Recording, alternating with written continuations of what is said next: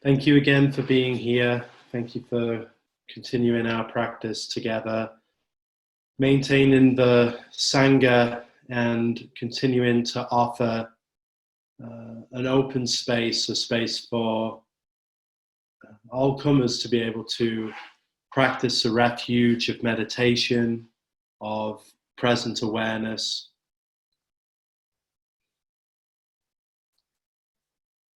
I see in the chat, Janine just reminded around Father's Day, and so please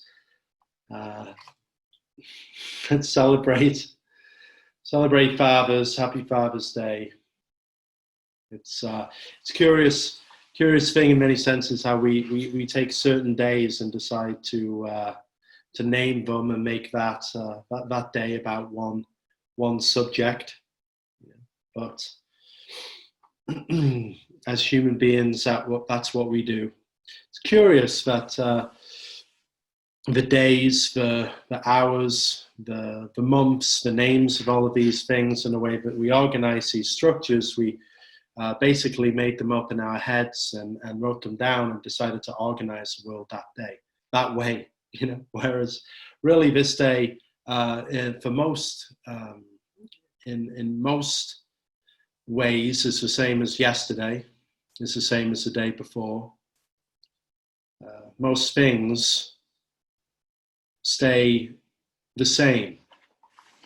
The sun continues to rise up in the morning and, at least from our perspective, shine in the sky and go down in the evening. It's dark, and then the next day it's light again.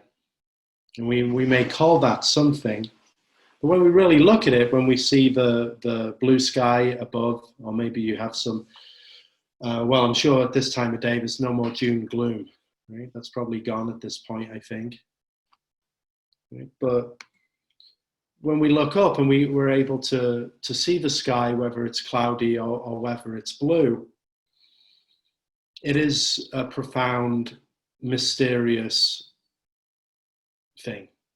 Even to say that it's a thing is maybe wide of a mark, but it is a profound mystery to be thus, to be alive and to be appearing like this. We may describe it and find words and phrases and names and labels for navigating this experience, and it can even seem over time to be mundane. Or we may take a day, like the title of a day, like Father's Day, and depending on our own personal karma, our own unique mixture of positive and negative, conditioned traces that we've picked up through a lifetime, we may hear Happy Father's Day and say yippee on the inside, or we might on the inside say to hell with that, People, we're all going to see these names and these labels differently. What is important to see is that this day, no matter what we call it, however we judge it, or whatever our preferences about it may be, it is exactly the way that it is, arranged just so. And that appearance, that manifestation of the way, just as it is beyond our mind, or our brain at least, ability to grasp fully or to understand in a satisfactory way. So we see this, that our intellect, or our understanding, our thinking process, the way that we navigate the world, only really takes us so far. It's a wonderful tool, but it soon meets the edge of its limits in spiritual practice and in the practice of meditation. We can think about things, and we can organize the world in certain ways and build up our opinions and beliefs and the ways that perhaps we or other people should do things. And yet those constructs are unique to each one of us. There is something, though, that is common to each one of us. There is an experience, there is an awareness and a presence which is common to everybody. You know, this is revealed in the Buddha's exclamation, where he says, I, all beings, the great earth, are the wisdom and virtue of the awakened one. It's of us. I, all beings, the great earth. In the Zen tradition, in the Denko Roku, a writing in the Zen tradition, that's called the lion's roar of the Buddha, of his first lion's roar. Just like, oh, maybe that's where they got the magazine title from. I'm not sure. Maybe it's. I just put that together, right? But that was the lion's roar. That was like the great exclamation of the Buddha's enlightenment. This is common to all things. This is common to everybody. How marvelous! You know, whether in 5th century BCE India or in 21st century USA or anywhere else throughout space and time, how marvelous. And that really means, you know, what a marvel. This is a marvelous appearance to be so, that there is ground underneath our feet, that there is a sky above. Although, you know, in saying that, the way 2020 has been going, I don't know. I'm probably it's going to still be a sky above by the end of the year and the ground below. But we don't know. We could get some meteors or something that could even shake that up. But this Dharma, this way, this manifestation, this profound experience, this marvelous appearance continues. But to say even that it continues is maybe a little wide of the mark. It just is. This way, this presence just is. Always, always is. And if we become very still, if we're very still, if we really look, if we become very intimate with this present experience, then we really begin to see that nothing changes. Now I say that the forms change. My form has certainly changed. You know, I look older in the mirror. Yeah. Right, so the forms change, and again, it's light in the morning, and the sun rides up through the sky. It gets hotter in the day, and then it goes down at night. So there's change is afoot. That is its appearance. But intrinsically, something doesn't change. Or this way doesn't change. But in appearance, the forms change. And often as human beings, we are enamored of the forms or so wrapped up in the forms that we're confused by the forms. And we live our life always navigating forms. Meditation is always the invitation at the ringing of the bell to encounter formlessness, to encounter the formlessness that goes right through all of the forms, that which binds everything together. That's that which is the flip side of these forms. Right? Perhaps we see this in our sitting. When we are truly still and allow things to be completely as they are, when we cut off the impulse to further plan or scheme or navigate or think about things, then we really stop constructing our interpretation of reality. Then we allow reality to be revealed just as it is. And then we can really look into this unchanging way that each of us also is. This awareness, the awareness, you look through your eye, I look through my eye, and this eye that we look through is the Buddha's eye, the same eye. Now, if we don't believe that, then we really dispute the Buddha's awakening, where he said, I, all beings, the great earth, because that includes me and you, and everybody else too. Whether people have engaged in practice or not, whether they've encountered spiritual seeking or not. It is just the birthright of being thus. And we all share that intrinsic awareness and presence. But of course, each one of us being a form, we are changing as a form. Every one of us is unique. It's the same eye, but it's a little, we all see through it a little differently. But again, the practice of meditation is really is clearing the fog off that mirror of awareness that sees life and experience just as is, but through our life, through our circumstances, the challenges, and gosh, there's plenty of challenges. You don't have to look for them; they come to the door, right? Through all of these things that's going on, often that original clarity, that bright clarity of simple direct seeing becomes obscured. And rather we become immersed in self and other in the myriad ways that shows up. Immersed to the point that we miss the original clarity. Now, this is why we practice regularly. Perhaps on a daily basis, or meditation is something that is not, it's not something you do once or twice and then you're like, okay, now I'm good, good to go. I've got all of that cleaned up. Maybe for some people, I remember a quote from a more, like a contemporary Japanese Zen master who said, enlightenment is actually quite easy, but perfection of character is very difficult. Right?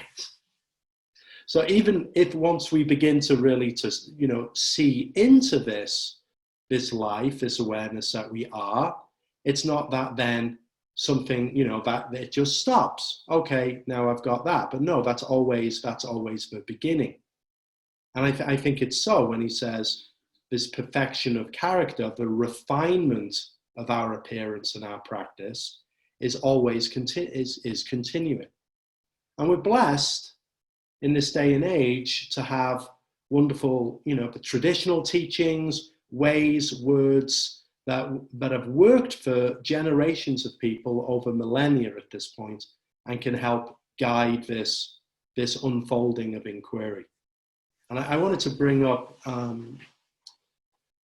the first part, at least, because it's quite a long poem, actually, and it's a poem which I'll send this to Travis later to kindly post up on the website if you'd like to see the longer form of it. But it's from a Zen master from early China called, in Japanese, Sekito Kisen.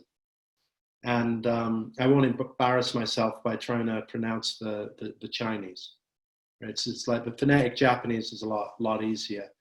Sekito Kisen, very early 8th century. And I'm really enjoying looking back to the period of early Chan or Zen as it formed in China, with the fresh influence of Indian Buddhism, but also the influences of well-established Taoist and Confucian practice and thought in China. So Sekito Kisen is very important in the Zen lineage. All Zen lineages run either through him or through Master Baso, through those two masters. They were contemporaries, and they were said to be friends.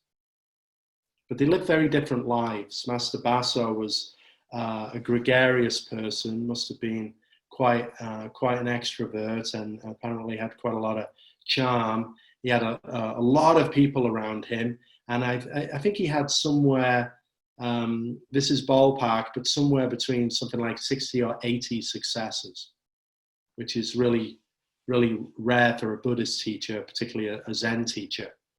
Although reading one of his successors' writings, it came up that somebody said, wow, he had so many successors. And one of the successors said, that's true, he had a lot, but most of them weren't very good. which I really appreciate that comment. It just shows that people were the same in 8th century China as we are right now for the most part, you know. Again, some changes, but most of it's the same. But the contemporary of Master Baso, Master Sekito, lived a much more quiet life, and a life later in his practice of hermitude. And he lived in a very small hut, which he built, and he saw very few people. And this might relate quite well to us right now, because, you know, whether we like it or not, we've all been on this long retreat now, so of several months, and perhaps that I see many beautiful homes pop up. You know, it's like a little Dwell magazine thing. You just see and you're like, oh, that's nice, and you see people's places, and then I realize, oh wait, they're not in Venice. That's a background, but from a computer maybe. But even your beautiful home, you know, after a while might start to feel like the walls are coming in. I don't know if you remember that scene in Star Wars where we're in the garbage thing and the Death Star and the walls start coming in. So after a few months of being at home, it can feel like that a little bit. But Master Sekito had said built a grass hut hermitage. Okay, and this writing I'm going to bring up is from the Song of the Grass Roof Hermitage. Okay, I think I see a few people are nodding and know this, so that's good. Okay, so the beginning is, I've built a grass hut where there's nothing of value. After eating, I relax and enjoy a nap. When it was completed, fresh weeds appeared. Now it's been lived in, covered by weeds.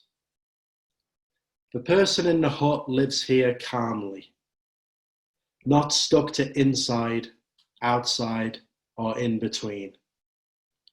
Places worldly people live, he doesn't live. Realms worldly people love, she doesn't love. So that's about the first, maybe we'll just start there with the first two paragraphs. And look at this. And I'm really struck by this first line. I've built a grass hut where there's nothing of value. As a spiritual practitioner, as somebody looking deeply into life, really, I'd say that it really comes down to the study of self. Right? Obviously, I'm not the first person to point that out. Right? But it really comes down to the study of this one here and this life. It's the study of self-nature and the continued study of that. Looking into what is the true nature of self, what is other, how does that, and really, how does that relationship work? And that theater of practice is expansive enough for most of us for a lifetime, right? We don't exhaust the refining of a looking into what is this self. Now, this poem was written when Master Sekito was quite old, so he'd done the work. He's done the long retreats. He's showed up on the Zoom calls of the day, right?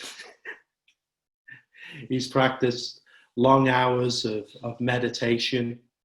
He worked with the 6 patriarchs, studied with one of the great teachers for a short time until he died, and then worked with another teacher, the 6 patriarchs' successor. So he knew what it was to study alongside under a teacher, to look into this. And again, a long long experience of looking. And for most of us, meditation and practice is that way.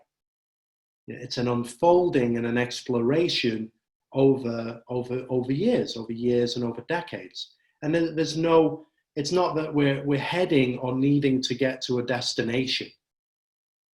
I brought up several times saying I appreciate from the Korean Zen tradition, only go straight 10,000 years. It's not about practicing for a week, a month, 10 years, or even a lifetime. But it's rather this appearance, this mystery, this is the place of practice, or this is the place of looking and of exploration. It's always this place. Now, how long that goes on, what form we may or may not appear in, nobody knows. But we do know that there's this body, this place of practice, and this experience right now. And Master Sekito says, I've built a grass hut. Right away, it's almost, wow, it's a strange thing to say you've built something out of practice. So much of practice can be really about deconstruction, and that often comes in the early part of practice, is challenging our beliefs, notions, and the way that we understand the world, and really to deconstruct that. But with his self, he's built a grass hut with nothing of value. It's not, some people approach their lives with, as we see, okay, I'm going to do my very best to build a marble tower. Or I'm going to try my very best to build a 200-foot high golden Buddha, or whatever it is, to strike out, to do something that you want to do with one's life. But he's talking about something much more perhaps internal here. Right? But this looking at this self-nature and in building a grass hut, what are we building in this practice? What is our best version of self? What is truest to our heart and our purpose? For each one of us, that is the grass hut that we build. And it is a grass hut because, particularly in this very body, eventually this form too disappears. It's not built on concrete foundations and rebar. It's built from grass. It's vulnerable. It's changing. It's moving. But we can build something. We build something very beautiful with it. We use this, we live this life, our life, the one we already are, arranged just so, in the right place, at the right time, although it so often does not feel that way. But again, with our application, with our looking, with our practice, with our leaning into this reality more and more, we find our home in ourself, in this very body. And a grass hut can suit us just fine. It's enough. There's nothing of value. You really can look at this. What does he mean? There's nothing of this value. It's like, what, for each of us, what is there to defend? Or to hide away? Or to protect? For Master Sekito, he's life is his life, and it's exposed in that way. There's nothing stored away. There's nothing that's hidden. There's nothing that needs to be buried. And we see this with our practice of sitting. Those things which are buried within our heart and mind, those come up over time and need to be dealt with. And often that is the painful part of practice. Dealing with those deeper sticking points and those deeper traumas of living a life. Practice, meditation practice and Buddhist practice, it's not all skipping through the tulips, right? It's often it's not that way. When we really come up against, the reality of this life, then we really have to grow up about ourselves and really step into taking full responsibility for who we are and how we appear. And if we're not worried about, if we can be truly open and be truly vulnerable, awake and aware, then there's nothing of value there. Or there's nothing of value as in it's common. It's common to everybody. Everybody is completely their ordinary self. Taken as a whole, it is an extraordinary thing. But the appearance of the extraordinary shows up in the ordinary. Just to be one's ordinary self is extraordinary. To live in this grass hut. He comments, he says here, when it was completed, fresh weeds appeared. Now I give away the metaphor. The weeds are often seen as, in the Zen tradition, as problems and complications and challenges. Those are the weeds of our life. Every day there's weeds.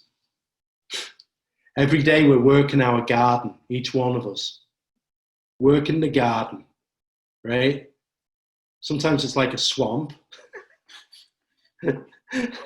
Sometimes the weeds have really taken over. Sometimes you got to get in there and prune. You got to prune. Or you got to dig the whole thing over at certain points in life too. Right? But he said, when it was completed, when you realize very deeply, when Master Sekito's teacher said, okay, you're good, go off and build, go off and live somewhere else, teach them, help teach people, help spread this word. You're accomplished now, you're a teacher, you get all the badges or the certifications, but that's nothing of value in itself. That's the beginning. When it's completed, when you find who you are, yourself just as you are, fresh weeds appear.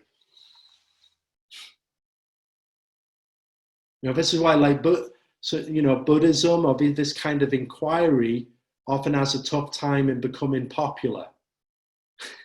There's usually a small group of committed people in virtually every Sangha, maybe every Sangha that you'll ever meet, there'll be a group of committed practitioners who stay the course.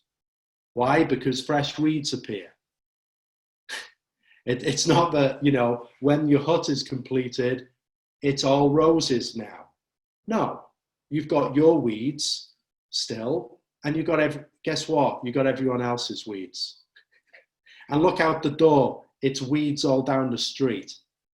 And click on the news, look at that, weeds fill the screen. It's nothing but weeds.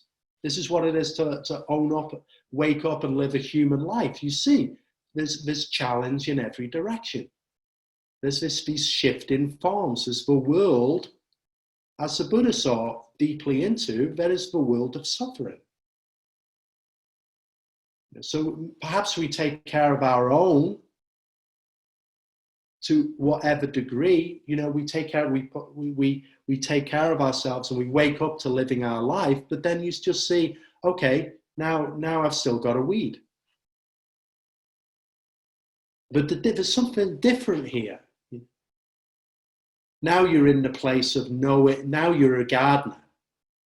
With practice, you become an expert gardener. You know which weeds to pull. You know how to prune correctly.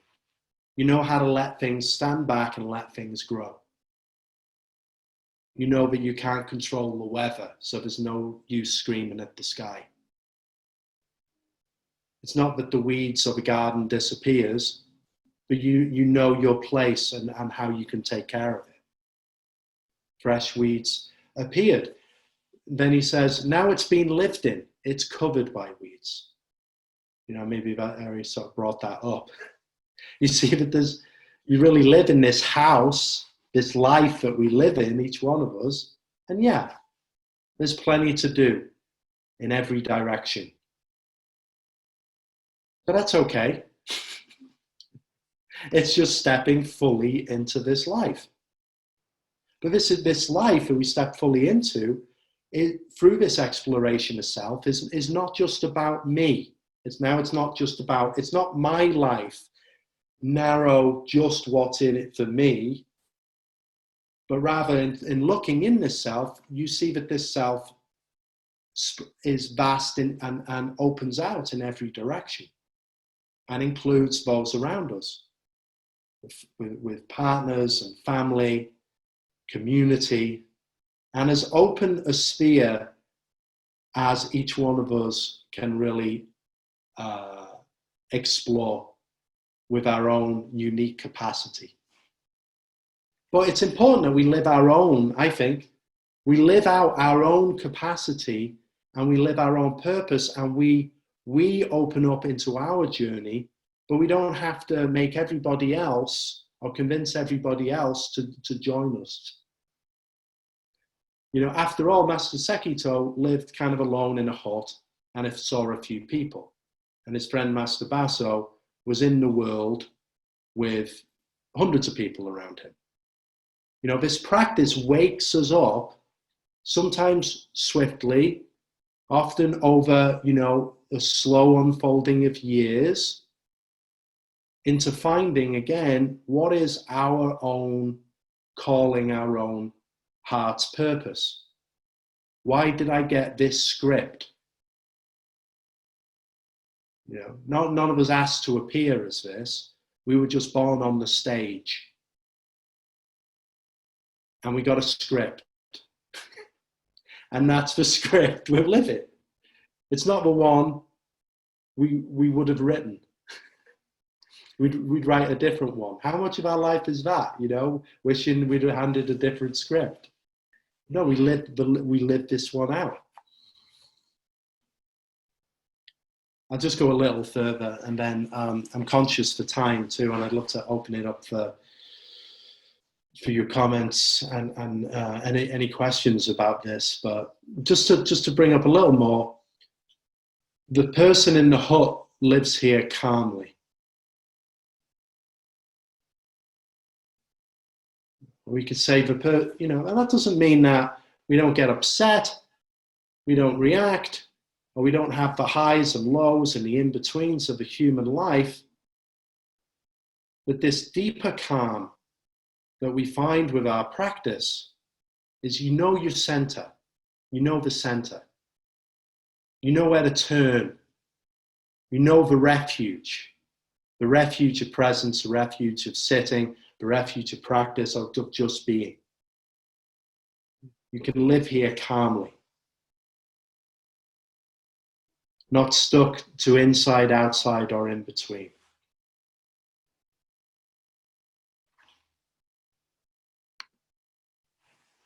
And this really speaks to not stuck to inside.